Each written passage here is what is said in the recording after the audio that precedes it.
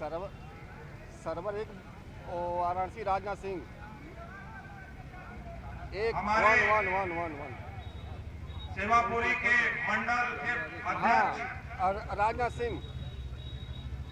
हाँ से भी मैं निवेदन करूंगा, कालका धाम के मुकेश भी साथ में ही है। अध्यक्ष आ जाए मंच पे। 1 मिल रहा है ना? शशि जी, ठीक है, चलो ठीक। नहीं मिलेगा तो फाड़ दूंगा।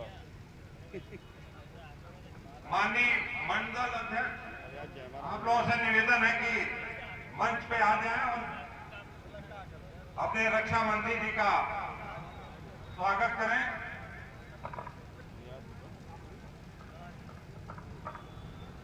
सर्वर 1।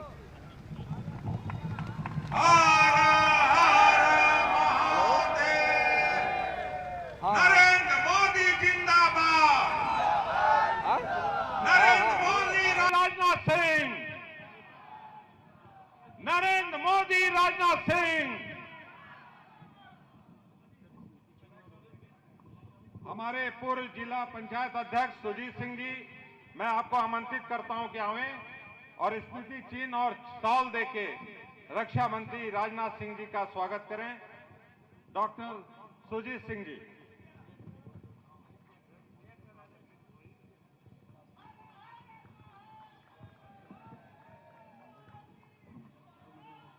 हम अपने चारों मंडल अध्यक्ष से निवेदन कर रहे हैं कि वो जल्द से जल्द आए। यतीश तिवारी जी, शशि, हाँ लेके आइए, जल्दी आइए। सुनील बिंद जी, विक्रम पटेल जी, आप सुरेंद्र बिंद जी, सॉरी,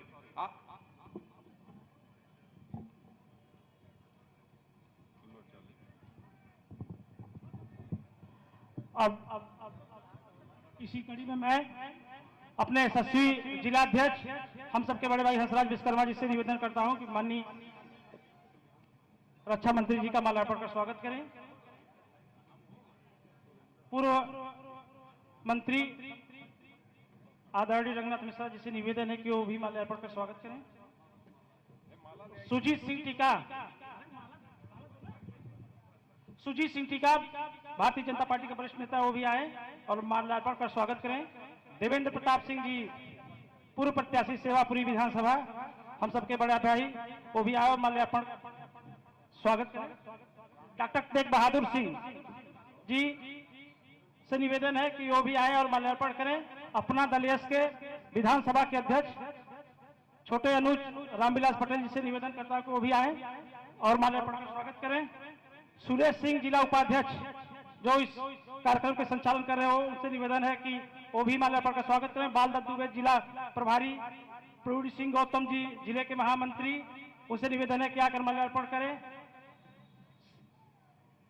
विवेक मिश्रा जी, प्रेम शंकर पाठक जी, अश्विनी सिंह तूफानी, डॉक्टर विष्णु कश्यप, संजय सोनकर, डॉक्टर हर्षवर्धन सिंह जिला पंचायत के सदस्य, वो भी आए और माल्यार्पण का स्वागत करें।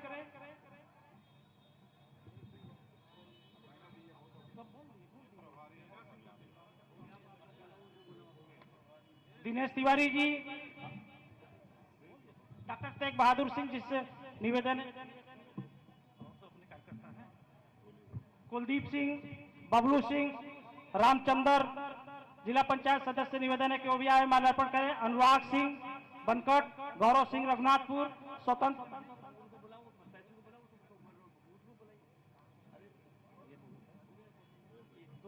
स्वतंत्र सिंह पटेल, लाल बहादुर पटेल, राकेश पटेल, वीरेंद्र सिंह पटेल, सूरज बिंद, करण बिंद, राजीव बिंद, सरोजीत पटेल, दान बहादुर सिंह, नगेंद्र पटेल, विपिन सिंह, निखिल सब्बरवाल, भाजपा नेता है मयंक पांडे, मंडल अध्यक्ष युवा मोर्चा दीपक सिंह, अखिलेश पांडे, सभी लोगों से निवेदन है कि आकर माल्यार्पण करें।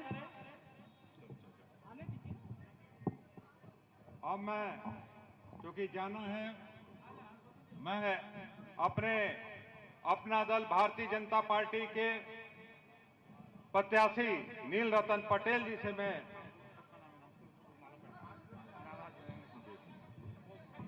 आ जाएं। आप सभी अपने कार्यकर्ता जो स्वागत करना चाहते हैं, नहीं वो माला नहीं आएगा।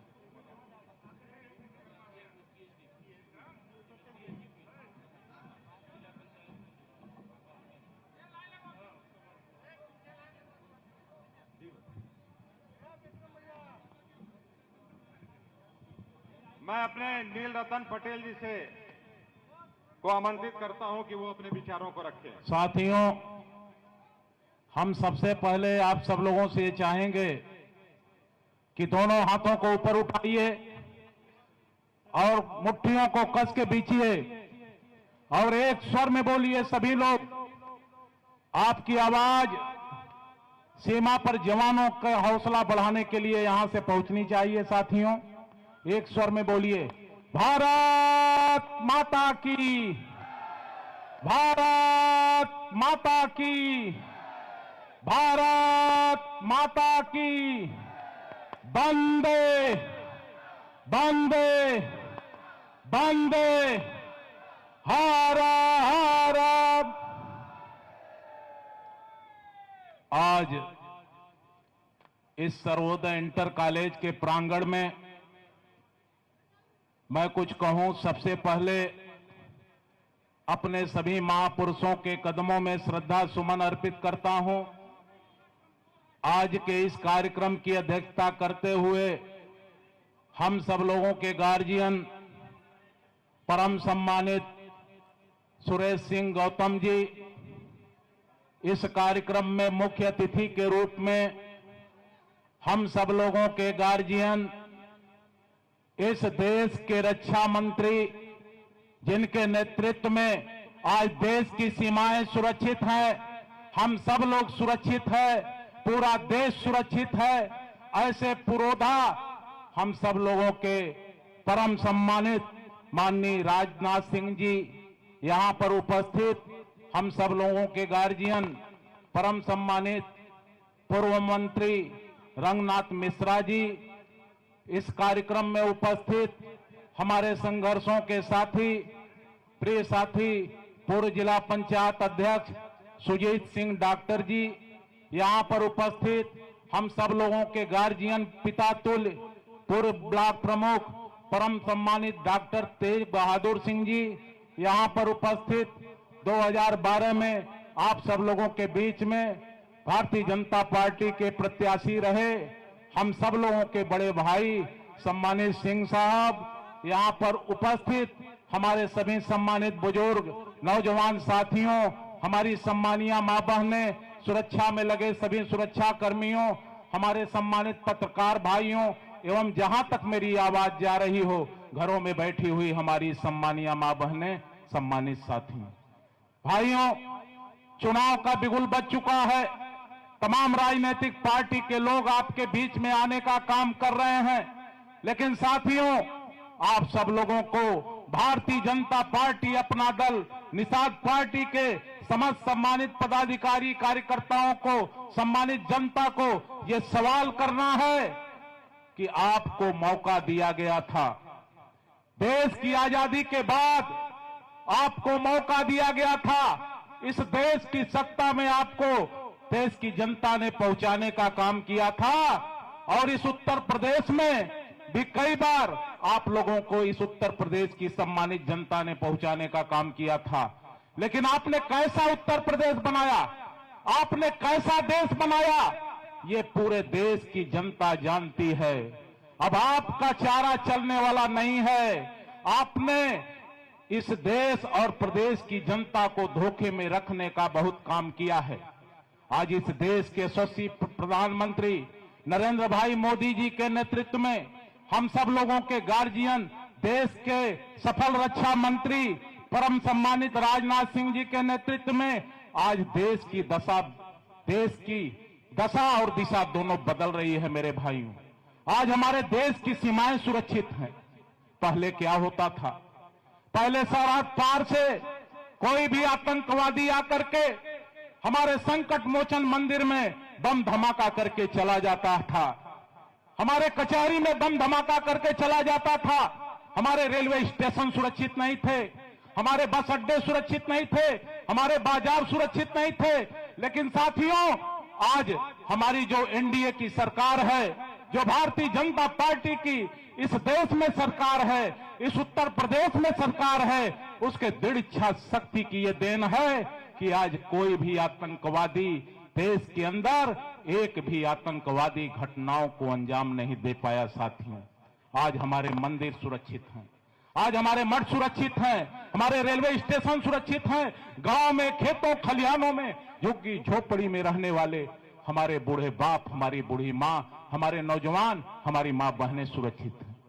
पहले क्या होता था साथी, पूर्ववर्ती सरकारों में कोई भी भारत की लूली लंगड़ी बहन बेटी अगर अकेले एक चौराहे से चलती थी तो दूसरे चौराहे पे जाने के पहले उसकी इज्जत लूट ली जाती थी।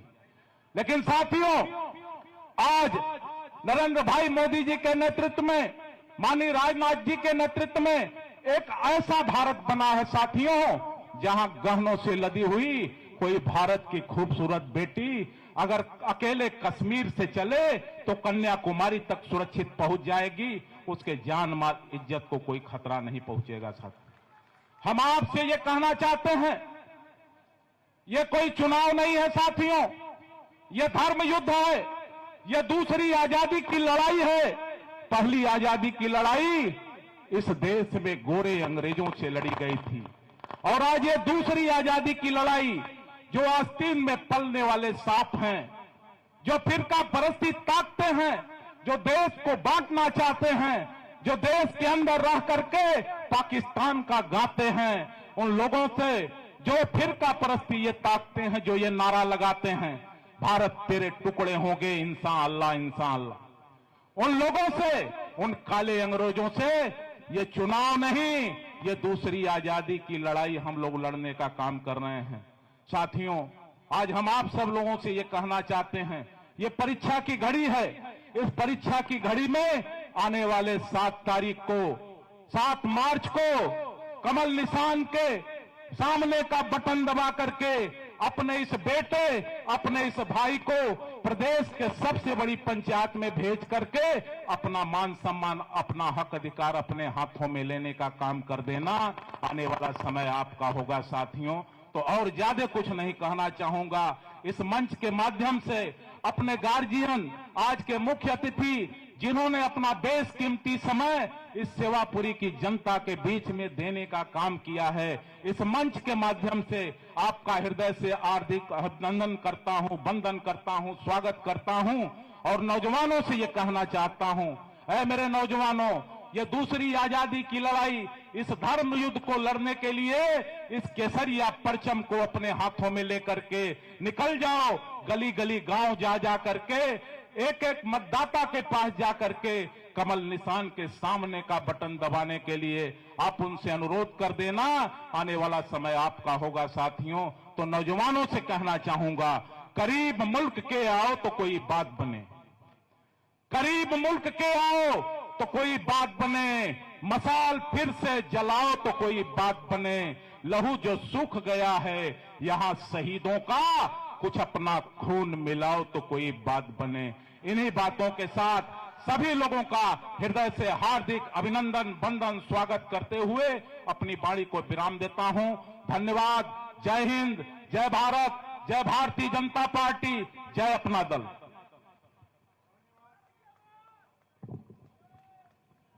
नील रतन जी, ये यहां आई हुई पूरी जनता ये विश्वास दिलाती है कि 7 तारीख को उत्तर प्रदेश बदलेगा। जिस विकास के रास्तों पे चलने का प्रण हम सभी लोगों को हमारे प्रधानमंत्री नरेंद्र मोदी जी, योगी जी और राजनाथ जी ने दिखाने का कार्य किया है, इस परंपरा को बढ़ाने का काम ये सेवापुरी का नौजवान करेगा। मैं माननीय मंत्री जी से एक निवेदन करूंगा कि अमरजीत सिंह जी जो उपाध्यक्ष हैं भाजपा महाराष्ट्र प्रदेश और ये इसी धरती के रहने वाले हैं, उनका मैं स्वागत भी करता हूं। उन्होंने एक पुस्तक लिखा है उत्तर प्रदेश दिवस के रूप में, वो समर्पित करना चाहते हैं, माननीय अपने रक्षा मंत्री जी को भेंट करना चाहते हैं। वो आवें और अपनी किताब भेंट करें।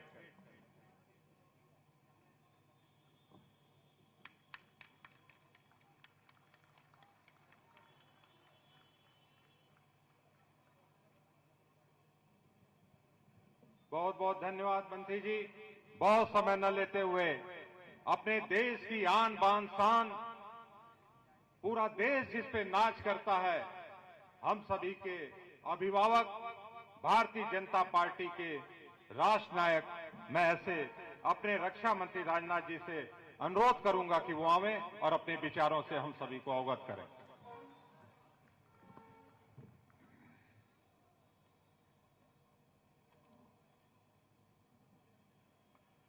इस सभा की अध्यक्षता कर रहे आदरणीय सुरेश सिंह जी गौतम, जिलाध्यक्ष श्री हंसराज जी विश्वकर्मा और उत्तर प्रदेश सरकार के पूर्व मंत्री श्री रंगनाथ जी मिश्र, डॉक्टर सुजीत सिंह, पूर्व जिला पंचायत अध्यक्ष, डॉक्टर तेग बहादुर सिंह,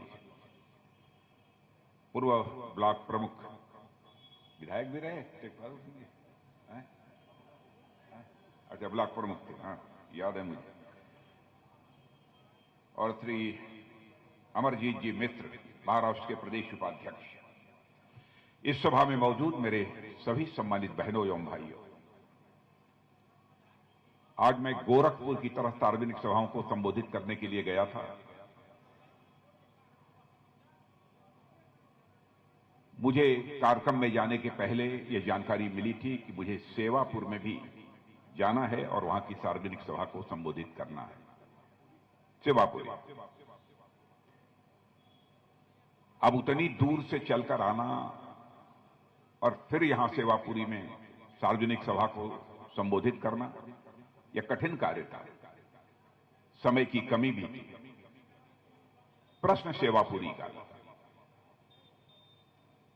और सेवापुरी के साथ मेरा भावनात्मक रिश्ता है। पूरे औराई, भदोही, मिर्जापुर, इसके साथ एक भावनात्मक रिश्ता है।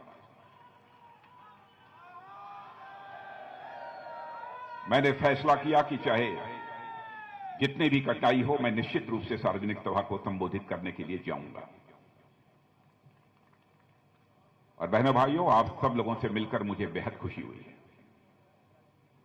शायद पुराने लोग जो बैठे हैं, हमारे आदरणीय सुरेश सिंह जी हैं, तेग बहादुर जी हैं, इन सब लोगों को जानकारी है कि इन क्षेत्रों में भी मैं काफी घूम चुका हूं। पहले एक बार जब 25-26 की उम्र रही होगी, तब पार्लियामेंट का टिकट मिला था, पर्चा भरा गया, अधिकार पत्र मिला, लेकिन फिर पार्टी ने बदल दिया। जनता पार्टी थी और फकीर अली अंसारी यहां के सांसद हुए थे और मैंने जमकर फकीर अली अंसारी का समर्थन किया था।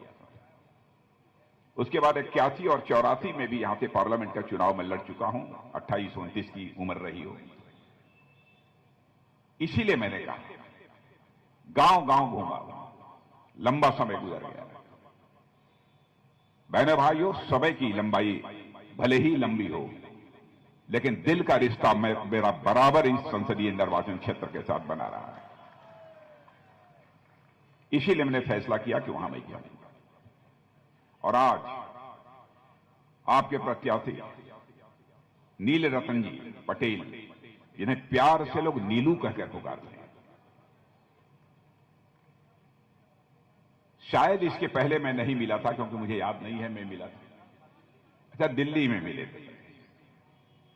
अब एक्सीडेंट के कारण बैठकर इन्हें बोलना पड़ रहा है और मैं जानता हूं कि आप सभी लोगों तक पहुंचने की चाहत होने के बावजूद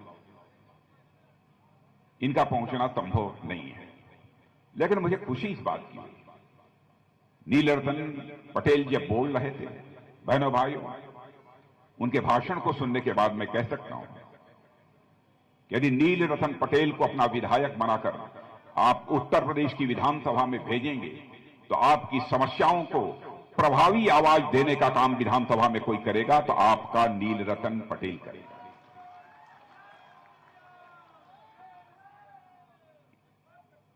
प्रश्न यह नहीं खड़ा होता कौन किस पार्टी का है, क्या है।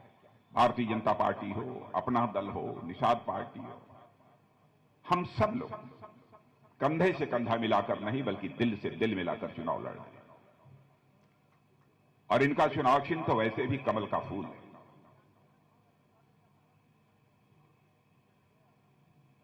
और आज मैं आपसे कहने आया हूं, जिस एनडीए की सरकार आपने 2014 में केंद्र में बनाई थी, उस समय पार्टी का राष्ट्रीय अध्यक्ष भारतीय जनता पार्टी का मैं ही था। मोदी जी प्रधानमंत्री पद के उम्मीदवार थे। प्रचंड समर्थन इस देश की जनता का प्राप्त हुआ था। उस समय भी अपना दल और हम सब सारे लोग मिलकर चुनाव लड़े थे, और 2019 में भी हम लोग मिलकर चुनाव लड़े थे। लेकिन इस बात की चर्चा मैं इसलिए कर रहा हूं, 2014 के घोषणा पत्र में जो कुछ भी हम लोगों ने कहा था और 2019 के घोषणा पत्र में जो कुछ भी हम लोगों ने कहा था, 2017 के उत्तर प्रदेश का विधानसभा का चुनाव हुआ, उसके घोषणा पत्र में जो कुछ भी कहा था, बहनों भाइयों, मैं डंके की चोट पर कह सकता हूं, जो कुछ भी कहा था उसका अक्षरशः हम लोगों ने पालन किया है, उसका अक्षरशः हम लोगों ने क्रियान्वयन किया है। आजाद भारत के इतिहास में नेताओं ने आश्वासन बहुत दिए, शायद आंशिक रूप से भी अपने आश्वासनों को और वादों को पूरा कर दिया होता तो वर्षों पहले हमारा यह भारत दुनिया का धनवान देश बन गया होता, दुनिया का ताकतवर देश बन गया होता। नेताओं की कथनी और करनी में अंतर होने के कारण ही भारत की राजनीति और भारत के नेताओं पर से जनता का विश्वास धीरे धीरे कम होता चला गया, और भारत की राजनीति में जो है विश्वास का संकट पैदा हुआ, उसे किसी ने यदि चुनौती के रूप में स्वीकार किया है तो भारतीय जनता पार्टी के नेतृत्व की एनडीए सरकार ने बहनों भाइयों उसे चुनौती के रूप में स्वीकार किया। और मैं आपको यकीन दिलाना चाहता हूं, हम लोग जो कहेंगे, हम लोगों की पार्टी जो कहेगी बहनों भाई, उसे किसी भी सूरत में पूरा करेंगे। हम आपके भरोसे को किसी भी सूरत में टूटने नहीं देंगे। मैं आपको याद दिलाता हूं,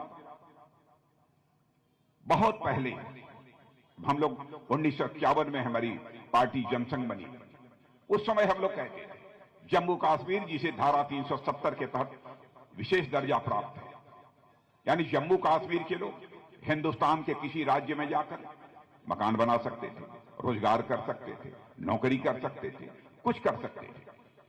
लेकिन भारत के लोग जम्मू कश्मीर में जाकर न तो मकान बना सकते थे, न जमीन खरीद सकते थे, न नौकरी कर सकते थे, कुछ नहीं कर सकते। हम लोगों ने कहा यह नहीं चलेगा, जम्मू कश्मीर का भी वही दर्जा होना चाहिए जो हिंदुस्तान के अन्य राज्यों का दर्जा है।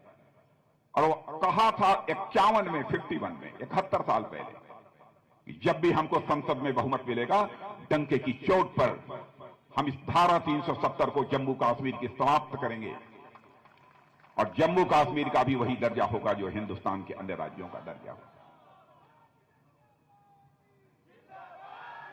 और बहनों भाइयों, सरकार बनी, संसद में आप लोगों ने हम लोगों को बहुमत दिया, चुटकी बजाकर हम लोगों ने धारा 370 को समाप्त कर दिया। कहा था हम लोगों ने 1984 से आएंगे, अयोध्या की धरती पर भव्य राम का मंदिर बनकर रहेगा। लोग ये कहते थे ये कैसे संभव है। 84 के बाद भी जो चुनाव हुए, हर चुनाव के घोषणा पत्र में हम लोग यह बात कहते रहे। लोग कहते थे ये भाजपा वाले केवल जनता की आंखों में धूल झोंक रहे हैं, यह मंदिर कैसे बना देंगे। लेकिन आपने देखा कि बहनों भाइयों, आज अयोध्या की धरती पर भव्य राम के मंदिर का निर्माण हो रहा है, सारी दुनिया यह देख रही है। जो कहा था वह किया, जो कहा था वह किया। आज हमारे नीलरतन जी अपना दल के प्रत्याशी हैं, लेकिन चुनाव चिन्ह कमल के फूल से लड़ रहे हैं। बहुत ही बुद्धिमानी का काम इन्होंने किया। और जानते हैं क्या बुद्धिमानी का काम किया? मैं बतला रहा हूं। बहुत पहले जब हम लोग सभाओं को संबोधित करते थे तो जनता से कहते थे, देखो भाई समझ लेना, लक्ष्मी जी आपके घर में आती हैं तो हाथी पर बैठकर कभी भी लक्ष्मी जी आपके घर में नहीं आती। लक्ष्मी जी आपके घर आती हैं तो साइकिल चलाते हुए लक्ष्मी जी घर में नहीं आती।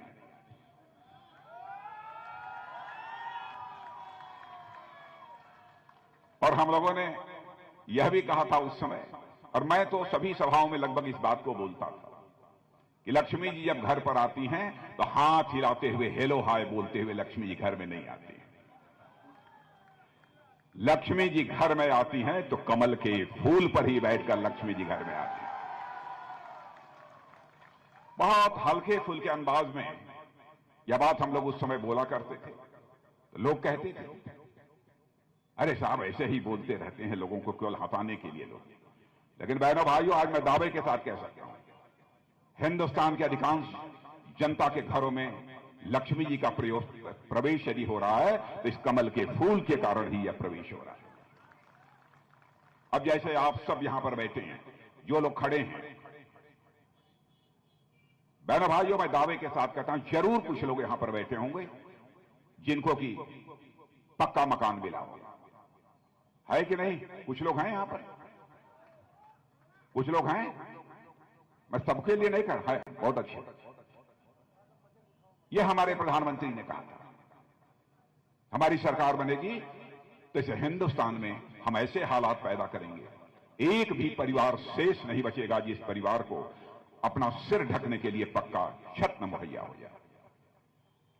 और यकीन रखना, आपको यह विश्वास दिलाकर जाना चाहता हूं, बहनों भाइयों, एक परिवार भी हिंदुस्तान के अंदर शेष नहीं बचेगा जिस परिवार को सिर ढकने के लिए पक्का छत न मुहैया हो। माताएं बहनें गरीब परिवारों की लकड़ी जलाकर, अंगीठी जलाकर, धुएं में आंखों से पानी चलता रहता था, वो खाना बनाती थी। क्या उनके दर्द को कभी किसी ने समझा? फेफड़े में धुआं जाता था, कम आयु में भी इस दुनिया को छोड़कर चल बसती थी। क्या किसी ने सोचा? पहली बार यदि किसी ने सोचा, हमारे प्रधानमंत्री मोदी जी ने सोचा, इसी कमल के फूल वाले ने सोचा। आज यदि एलपीजी गैस सिलेंडर अधिकांश घरों, क्या लगभग सभी गरीब परिवारों के पास पहुंच चुका है। और आज मैं आपको यह भी कहकर जा रहा हूं, यहां सरकार बनाइए, यहां सरकार बनाइए। सरकार बनने के साथ हर होली को एक मुफ्त गैस सिलेंडर, हर दिवाली को एक मुफ्त गैस सिलेंडर लोगों को मुहैया कराएगा।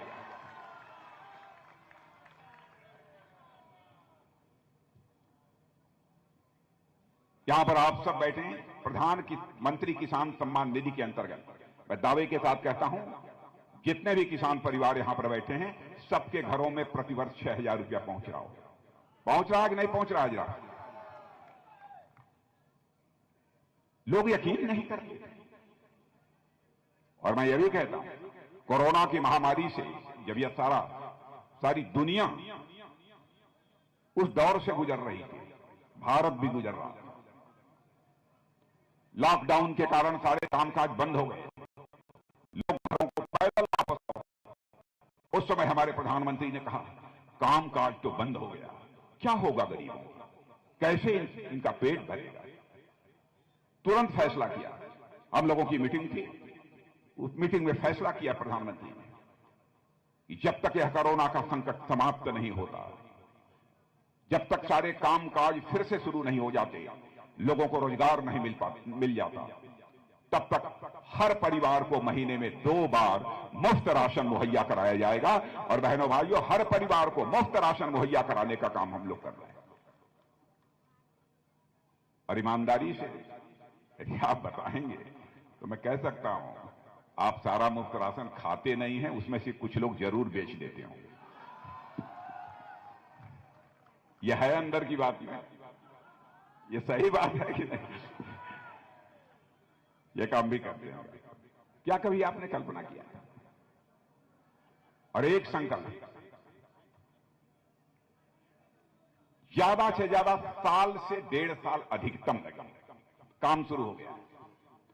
हिंदुस्तान का एक भी घर शेष नहीं बचेगा जिस घर में नल न पहुंच जाए और नल के माध्यम से जल न उपलब्ध हो जाए, ऐसा एक घर भी इसे हिंदुस्तान में नहीं बचेगा। कल्पना करिए, गरीबों की वेदना को किसने समझा? माताएं बहनें कुएं से घड़े पर घड़ा भरकर लेकर घरों में पानी वापस लौटती थी। जलाशय यदि कोई होता था तो वहां से पानी लेकर घड़े पर घड़ा रखकर वापस लौटती थी। इस संकट से भी गरीब भाइयों को निजात मिलना चाहिए। इस मामले में भी सबसे पहले यदि किसी ने की तो हमारे प्रधानमंत्री नरेंद्र मोदी जी ने की है। क्या यह सच नहीं है? मकान मिल गया, गैस सिलेंडर मिल गया, 6,000 रुपया घर में आ रहा है, नल पहुंच रहा है, जल आएगा, मुफ्त राशन मिल रहा। इसी को तो कहते हैं लक्ष्मी का आना, इसी को तो कहते हैं लक्ष्मी का आना, कि लक्ष्मी जी ऐसे खड़े होकर चली आती है। तो जो हम लोगों ने हल्के तरीके से भी कहा था, उसको भी हम लोग पूरा कर रहे हैं। इसके अतिरिक्त भी उत्तर प्रदेश के चुनाव में जो घोषणा पत्र हम लोगों ने जारी किया है, उसकी जानकारी शायद आपको लोगों ने यहां पर दिया होगा। उस बहुत विस्तार में नहीं जाना चाहता हूं, 2-4 बातें बाद में आपके सामने मैं जरूर रखना चाहूंगा। और बहनों भाइयों, सबसे बड़ी चीज क्या है, हम लोग राजनीति क्यों करते हैं? पहले तो मैं साफ कर दूं, हम लोगों की पार्टी एनडीए यह राजनीति केवल सरकार बनाने के लिए नहीं करती है। हम राजनीति करते हैं तो समाज बनाने के लिए राजनीति करते हैं, देश बनाने के लिए राजनीति करते हैं। हम केवल सरकार बनाने के लिए राजनीति नहीं करते। मैं भारत का गृह मंत्री था, मुझे घटना याद आती है। पाकिस्तान से कुछ आतंकवादी, जिसकी चर्चा नीलू जी कर रहे थे, कश्मीर की धरती पर आ गए, भारत के अंदर, और उन्होंने हमारे अर्धसैनिक बल के कुछ जवानों के ऊपर कायराना हमला कर। बड़ी संख्या में हमारे बहादुर अर्धसैनिक बल के जवान उस समय शहीद हुए। बहनों भाइयों, उन शहीदों को कंधा देने के लिए मैं स्वयं कश्मीर गया था, और गृह मंत्री के रूप में जब उन शहीद जवानों को मैं कंधा दे रहा था, आज भी यदि मुझे याद आता है, उसकी पीड़ा मुझे सालती है। शाम को प्रधानमंत्री जी के साथ हम 2-3-4 लोग बैठे। बहनों भाइयों, प्रधानमंत्री ने देर नहीं लगाई, 10 मिनट में फैसला कर दिया। और उसके बाद आपने देखा कि हमारे भारत के बहादुर सेना के जवान पाकिस्तान की धरती पर जाकर सर्जिकल स्ट्राइक और एयर स्ट्राइक कर आतंकवादी ठिकानों का सफाया करने में उन्होंने कामयाबी हासिल की।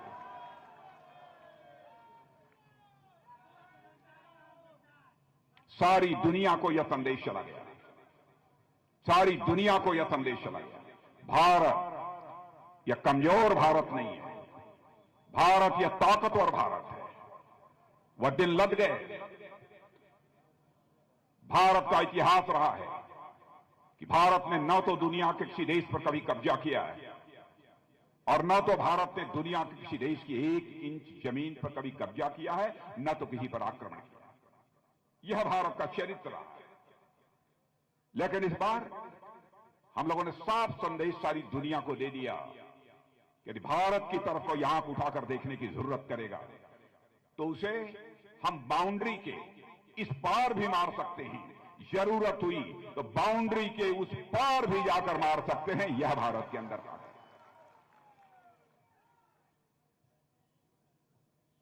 बहनों भाइयों, भारत और चीन के बीच गलवान घाटी में लद्दाख में संघर्ष हुआ। क्या क्या बातें कांग्रेस के सपा और बसपा के लोगों के द्वारा की जा रही है। हमारे देश की बहादुर सेना के जवानों के शौर्य, पराक्रम और साहस पर सवालिया निशान लगाने की कोशिश की जा रही है। संसद में खड़े होकर राहुल गांधी ने कहा, गलवान घाटी में लद्दाख में भारत और चीन के सेना के जवानों के बीच जो संघर्ष हुआ था, उसमें चीन के जवान बहुत कम मारे गए, 3-4 मारे गए। भारत के बहुत सारे सेना के जवान मारे गए। बहनों भाइयों, देश का रक्षा मंत्री होते हुए भी कभी मैंने अपना मुंह नहीं खोला, और मैं आगे खोलना भी नहीं चाहता, क्योंकि प्रधानमंत्री बोले, रक्षा मंत्री बोले, उसका अंतर्राष्ट्रीय प्रभाव हुआ था। बहुत सारे देशों के साथ हम लोगों के कूटनीतिक ऐसे रिश्ते होते हैं। मुंह नहीं खोला और उन्होंने ऐसा कह दिया।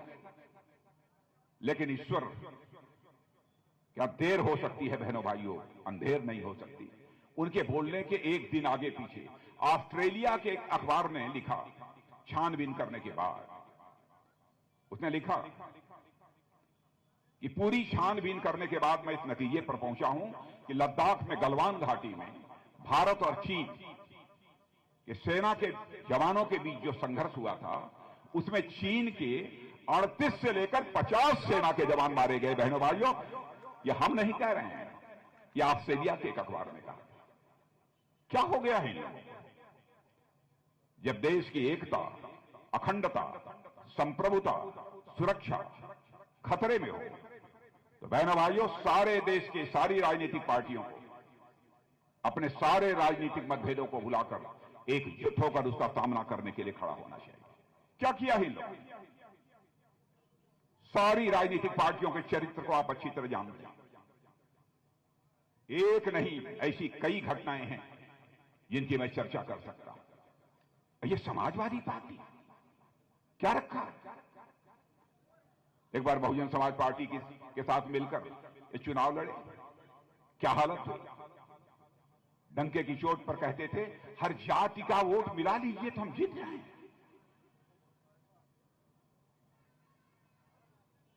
बहनों भाइयों, ये भारत है। हम जाति, पंथ और मजहब और धर्म के आधार पर देश को बांटकर राजनीति नहीं करना चाहते। समाज के सभी वर्गों को हम साथ लेकर चलना चाहते हैं, क्योंकि हमको देश बनाना, समाज बनाना। क्या कर रहे हैं लोग? ये सोशल इक्वेशन बनाते हैं। कहने को समाजवादी है, लेकिन मैं कहना चाहता हूं समाजवाद का इनसे कोई लेना देना नहीं। समाजवाद इन्हें छू तक नहीं है। समाजवादी वह होता है बहनों भाइयों जो जनता को भय और भूख दोनों से निजात दिलाए, वही समाजवादी होता है। और सच्चे अर्थों में समाजवादी कोई है तो हमारे प्रधानमंत्री नरेंद्र भाई मोदी हैं। हम लोगों की सरकार है समाजवादी। हम समाजवादी भी हैं, हम राष्ट्रवादी भी हैं। क्या कारण है?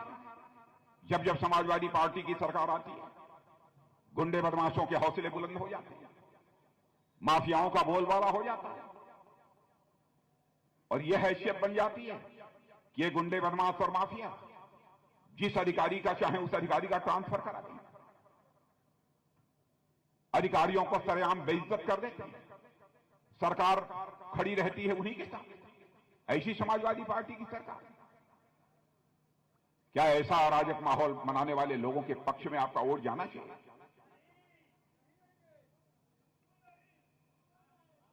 इसलिए मैं कहने आया हूं बहन भाई।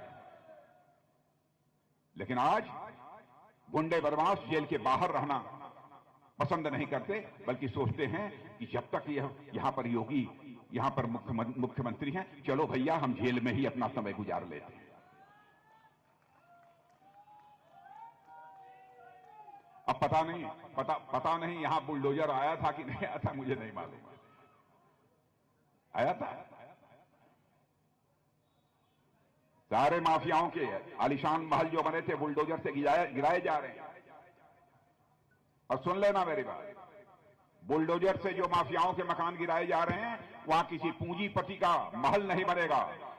उस स्थान पर बनेगा तो गरीबों का घर बनाया जाएगा। बहनों भाइयों, गरीबों का घर बनाया जाएगा। कानून और व्यवस्था के मोर्चे पर जो हम लोगों को कामयाबी हासिल हुई है, उसकी सर्वत्र चर्चा हो रही है। यदि हम अपने राज्य का विकास करना चाहते हैं तो बहनों भाइयों, विकास की पहली शर्त होती है कानून और व्यवस्था का चुस्त दुरुस्त होना। और कानून और व्यवस्था यदि चुस्त दुरुस्त नहीं है तो किसी भी सूरत में विकास नहीं हो सकता। विकास के मामले में क्या क्या काम किया है, मैं यदि सारी चीजों की चर्चा करूंगा लंबा समय लगेगा। अब हर उत्तर प्रदेश के हर जिले में हेडक्वार्टर पर एक मेडिकल कॉलेज होगा। बहनों भाइयों, कल्पना करिए, हर जिले के हेडक्वार्टर मुख्यालय पर एक मेडिकल कॉलेज खुलेगा। क्या कभी सोचा था? यह हो रहा है। 10 से ज्यादा इंटरनेशनल यूनिवर्सिटी बन गई। 10 से ज्यादा, 70-75 से ज्यादा यहां पर degree colleges, post graduate colleges बन गए। तहसील मुख्यालय, ब्लॉक मुख्यालय पक्की सड़कों से जोड़ दिए। कितने कामों की चर्चा, विकास के बहुत सारे काम हुए हैं पहले। और यदि मैं लंबा समय न लेकर मैं इतना ही कहना चाहता हूं, हर राज्य का, हर देश का जो अर्थव्यवस्था होता है, यानी जो धन दौलत होती है, उस धन दौलत की एक साइज होती है, आकार होता है। भैया कितना लाख करोड़ है, कितना हजार करोड़ है, क्या है, सब मिला जुलाकर आंका जाता है कि अर्थव्यवस्था का आकार क्या है। देश का भी आकलन होता है, दुनिया के हर देश का आकलन होता है, राज्यों का भी आकलन होता है। मैं आपको बतलाता हूं, इसको आप पता लगा लेना। जिस समय हमारी सरकार यहां बनी थी, योगी जी मुख्यमंत्री बने थे, उस समय उत्तर प्रदेश में पूरी अर्थव्यवस्था का आकार, यानी धन दौलत जिसको कहते हैं, से मिला, वह 11 लाख करोड़। आपको आश्चर्य होगा, इतना तेजी से विकास हुआ है कि वह अर्थव्यवस्था का आकार जो 11 लाख करोड़ रुपये था, बहनों भाइयों, वह 5 वर्षों में बढ़कर आज 21 लाख करोड़ रुपया हो गया है। 21 लाख करोड़। मैं समझता हूं कि इतना ही आप सबके लिए पर्याप्त है। आगे हमारी सरकार बनने पर क्या क्या चीजें होंगी, मैं उसके बारे में आपको बतलाना चाहता हूं कि मेरे बहनों भाइयों, हमारी सरकार यदि बनती है तो जो दिव्यांग हैं और हमारे वरिष्ठ नागरिक यानी 60 साल के ऊपर, उनको शायद 500 या 1000 की पेंशन मिलती रही है, अब उनको 1500 की पेंशन मिलेगी। 2 करोड़ नौजवानों को टैबलेट और स्मार्टफोन दिए जाएंगे। किसानों के लिए सिंचाई के लिए मुफ्त में बिजली दी जाएगी, एक भी पैसा बिजली का नहीं लिया जाएगा जो सिंचाई के लिए दी जाएगी। और कॉलेज की जो छात्राएं होंगी उनके लिए स्कूटी दी जाएगी। हाँ, लेकिन लड़कों को नहीं मिलेगी, छात्राओं को मिलेगी। और गरीब परिवार की बेटी की सामूहिक जो शादी होगी उसमें 1 लाख रुपए की मदद की जाएगी। पहले 50,000 था, अब 1 लाख की मदद की जाएगी। विधवा पेंशन को बढ़ाकर 1500 रुपया प्रतिमाह कर दिया जाएगा। मंजूर है? और ध्यान से सुनना, 60 साल के ऊपर की जितने भी हमारी महिलाएं हैं उनको मुफ्त यात्रा कराई जाएगी। यह है हम लोगों के एनडीए का फैसला। ऐसे कई महत्वपूर्ण कदम हमारी सरकार ने उठाए हैं। और नौजवानों के लिए मैं बतलाना चाहता हूं, यदि आप सब इंस्पेक्टर बनना चाहते हो, आप डिप्टी एसपी बनना चाहते हो, एसपी, कलेक्टर, कोचिंग यदि आप लेना चाहते हो तो मुफ्त में कोचिंग की सुविधा उपलब्ध कराई जाएगी। मुफ्त में कोचिंग की सुविधा उपलब्ध कराई जाएगी। और जितने भी गरीब बेघर हैं, जिनके पास घर है ही नहीं, उनको पक्का मकान और आवासीय पट्टे भी मुहैया कराए जाएंगे। और एक अन्नपूर्णा कैंटीन भी खोली जाएगी। अन्नपूर्णा कैंटीन कि आप बहुत कम दर पर आपको भोजन मिल जाएगा। अब आप यदि घरवाली से कभी नाराज हो जाना तो आप अन्नपूर्णा कैंटीन जाके भोजन कर लेना। मतलब हर प्रकार नहीं तो आप लोग नाराज हो जाते थे तो घरवाली की चिंता होती थी, बाहर हैं खाएंगे क्या। अब वो अभी निश्चिंत रहेगी, कभी कहीं नहीं मिलेगा तो कम से कम अन्नपूर्णा कैंटीन में सस्ता भोजन मिल जाएगा, खा लेंगे। यह सब सारी सुविधाएं मुहैया करें। और मैं तो यह भी कहना चाहता हूं बहनों भाइयों कि लोग कहते हैं ना डबल इंजन की सरकार चाहिए। केंद्र में मोदी जी की है, राज्य में योगी जी की है, डबल इंजन की सरकार। मैं तो कहता हूं कि सचमुच यदि आप यहां हमारी सरकार बनाते हैं तो उत्तर प्रदेश के विकास के लिए डबल इंजन की सरकार नहीं होगी बल्कि ट्रिपल इंजन की सरकार होगी।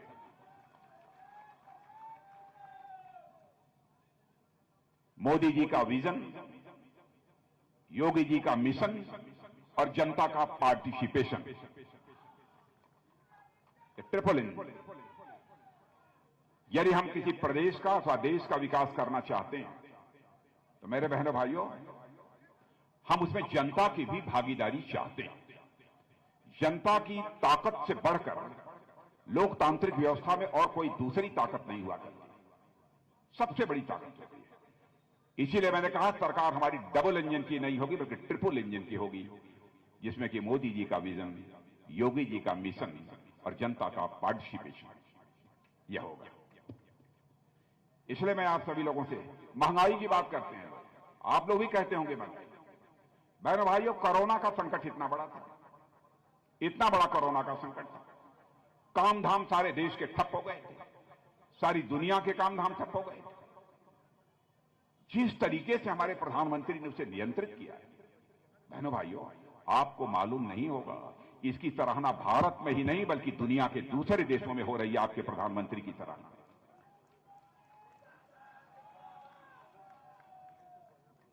और पता लगा लेना, दुनिया में पढ़े लिखे लोग वेबसाइट पर चले जाएंगे, देख लेंगे, देख लेना आप।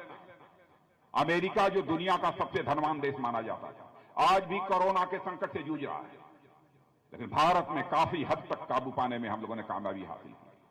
टीका, वैक्सीन हमारे यहां बनता नहीं था, और आज डंके की चोट पर आप कह सकते हो हम टीका भारत की धरती पर बनाते हैं और भारतीयों के हाथ से बनाते हैं, और दुनिया के दूसरे देशों को हम एक्सपोर्ट भी करते हैं। यह है भारत की ताकत, यह है भारत की ताकत। इसलिए मैं आप लोगों से अपील करने आया हूं, बहनों भाइयों, कि आप सभी का समर्थन हमारे भारतीय जनता पार्टी, अपना दल, निषाद पार्टी, या मिलाकर जो एनडीए है उसको होना चाहिए, और हमारे नीलू जी का, नील रतन जी का चुनाव चिन्ह कमल का फूल। और मैं एक बात महंगाई के बारे में कहता हूं, लोगों को बताओ, अमेरिका दुनिया का सबसे धनवान देश, 40 वर्षों में ऐसी महंगाई नहीं आई। ये कांग्रेस के लोग कहते हैं कोई संकट नहीं था, इनके यहां डबल डिजिट में महंगाई थी, कोई संकट नहीं था, और आज तो 6% के आसपास है। 9 से लेकर 10 महीने में हम इस महंगाई पर भी काबू पाने में कामयाब होंगे। बहनों भाइयों, जाकर देश, आप क्षेत्र की जनता को बताइए। फालतू इधर उधर की बातें जनता को गुमराह करने वाली ये लोग करते हैं। तब नील रतन जी को तो जिता ही देंगे आप लोग, जिता दोगे ना? हाँ, नौजवान लोग लग जाइए आजा मजे में। तो चलें, बोलिए भारत माता की, भारत माता की। बहुत बहुत धन्यवाद, बहुत बहुत धन्यवाद। हम लोगों के देश के आन बान शान राजनाथ जी ने अभी हम सभी को संबोधित किया। हम आपको यह आश्वस्त करते हैं